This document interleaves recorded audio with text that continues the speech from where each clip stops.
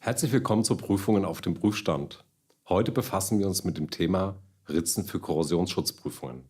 Zur Bestimmung der Beständigkeit von organischen Beschichtungen bei Korrosionsprüfungen, zum Beispiel bei der Salzsprühnebelprüfung, werden vor der Prüfung Ritze durch die Beschichtung bis zum Substrat angefertigt. Nach der Prüfung werden dann Ausprägung und Grad der vom Ritz ausgehenden Korrosion und Enthaftung der Beschichtung bewertet. Abhängig von der durchzuführenden Korrosionsprüfung und den jeweiligen Spezifikationen der Anwender gibt es hierbei eine Vielzahl an Variationen, wie diese Ritze anzufertigen sind. So können sich zum Beispiel die Ritzwerkzeuge ebenso unterscheiden wie die Ritzformen. Aber inwieweit sind diese Varianten sinnvoll, normgerecht und vor allem miteinander vergleichbar? Viele Korrosionsprüfungen, wie der Salzsprühnebeltest oder die Freibewitterung, haben ihre eigen formulierten Normen und entsprechend viele Arten an Ritzanfertigungen gibt es auch. Als Beispiel: Die DIN EN ISO 7253 gibt einen Ritz durch die Beschichtung bis zum Substrat mit einem Ritzwerkzeug nach Van Laar oder Klemen vor. Sich überschneidende Ritze sind nicht erlaubt. Die DIN EN ISO 17872 hingegen gibt einen X- oder T-Schnitt, unter anderem unter Verwendung eines Cuttermessers oder Ritzstichels nach Sikkens vor, die in der ISO 7253 zum Beispiel nicht erlaubt sind. Daneben gibt es noch die Klebebandmethode, verschiedenste Fräsen und exotische Varianten der bereits genannten Methoden. Die Ritzmethode hat aber einen wesentlichen Einfluss auf das finale Ergebnis der jeweiligen Prüfungen, wie wir im Folgenden sehen werden. Schauen wir uns die einzelnen Ritzwerkzeuge und die daraus resultierenden Ritze genauer an, zeigen sich deutliche Unterschiede.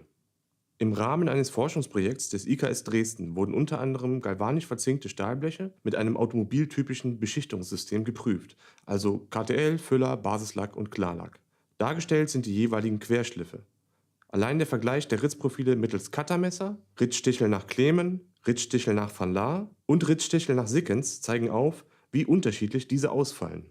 Beispielsweise ist der Ritz mittels Cuttermesser sehr schmal und kann, wie in diesem Fall, je nach Kraftaufwand des Ausführenden bis tief ins Stahlsubstrat vordringen. Per Ritzstichel nach Klemen ist die Verzinkung visuell nahezu unverletzt und die Beschichtung zeigt ein ganz anderes, nämlich abgeflachtes, breiteres Schädigungsprofil. Beim Cuttermesser kann hingegen bereits eine teilweise Delamination der Beschichtung auftreten. Der Ritz kann sich abhängig von der Beschichtung sogar gegebenenfalls teilweise wieder schließen. Auch beim Ablauf der Korrosion ist beim Schnitt bis in den Stahl hinein ein völlig anderes Ergebnis zu erwarten als bei einem Schnitt nur bis zur Verzinkung. Beispielsweise wurden bei feuerverzinkten Stahlblechen in einer Versuchsreihe sehr unterschiedliche Ergebnisse festgestellt. Als organische Beschichtung wurde ein Zweischichtaufbau mit Korrosionsschutzpigmenten gewählt. Dessen Delamination wurde nach 240 Stunden Salzsprühtest beurteilt. Angefangen bei dem Cuttermesser sehen wir eine Enthaftung von 0,6 mm.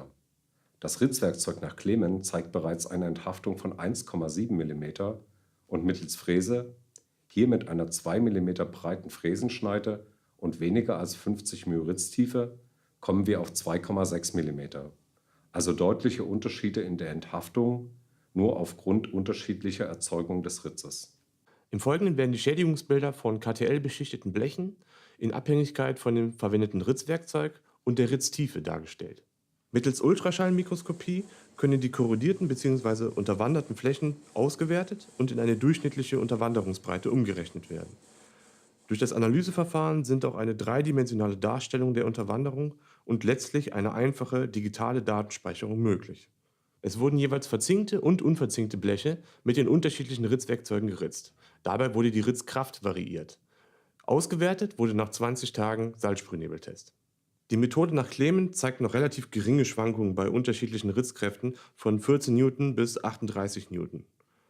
Auch die verzinkten Bleche zeigen eine ähnliche Unterwanderungsbreite, trotz deutlich unterschiedlichem Unterwanderungsbild. Anders sieht es bereits nach der Methode nach Van Laar aus. Hier zeigen sich abhängig von der Ritzkraft Differenzen in der Unterwanderung von bis zu 1,2 mm, sowohl bei verzinkten wie auch bei unverzinkten Blechen. Bei der Methode nach Sikkens zeigen sich sogar signifikante Unterschiede beim Ritzen mit der gleichen Ritzkraft, hier jeweils 16 Newton. Auch beim Cuttermesser gibt es erwartungsgemäß Unterschiede, insbesondere beim Vergleich von unverzinkten und verzinkten Blechen. Stellt man alle Ergebnisse nach 20 Tagen Salzsprühnebeltest gegeneinander, so zeigen sich erhebliche Unterschiede in der Unterwanderung. Das Forschungsprojekt des IKS Dresden zeigte letztlich, dass der Ritzstichel nach Van Laar und alle Variationen der Cuttermesser im Grunde gänzlich ungeeignet sind. Allen Ritzwerkzeugen gemein ist eine nur sehr grob steuerbare Ritztiefe. Dies kann zum Beispiel bei Substraten mit dünnen Metallüberzügen, wie zum Beispiel eine Verzinkung, dazu führen, dass am Ritz unterschiedliche Substrate freiliegen. Das sollte in der Auswertung und Interpretation solcher Prüftafeln berücksichtigt werden. Das Problem ist, dass abhängig von der Ritztiefe unterschiedliche Korrosionsmechanismen aktiv werden, die auch zu unterschiedlichen Ergebnissen führen. Ritzt man nur bis zum Zink, tritt neben der anodischen Zinkauflösung auch die kathodische Enthaftung der Beschichtung auf. Ritzt man durch das Zink hindurch, so ist hauptsächlich die Bimetallkorrosion zu beobachten.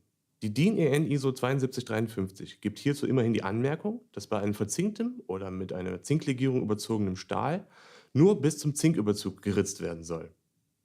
In der Realität ist allerdings bei der händischen Anfertigung von Ritzen eine mikrometergenaue Ritztiefe auch bei viel Übung eher zufallsbasiert. Das bringt uns zu einer weiteren Einflussgröße auf das Prüfergebnis, den Prüfer. Der individuelle Einfluss des Prüfers auf die Ritzqualität, also wie eben gesehen zum Beispiel die Ritztiefe, ist offensichtlich. Aber auch bei der Auswertung ist die Tagesform des Prüfers ausschlaggebend für das Ergebnis. In Anlehnung an die DIN EN ISO 4628-8 wird hier visuell und mit einem Lineal der Grad der Korrosion und die Breite der Delamination beurteilt. Die aktuellsten Ansätze, diesen Ungenauigkeitsfaktor zu umgehen, sind automatisierte Auswertungssysteme.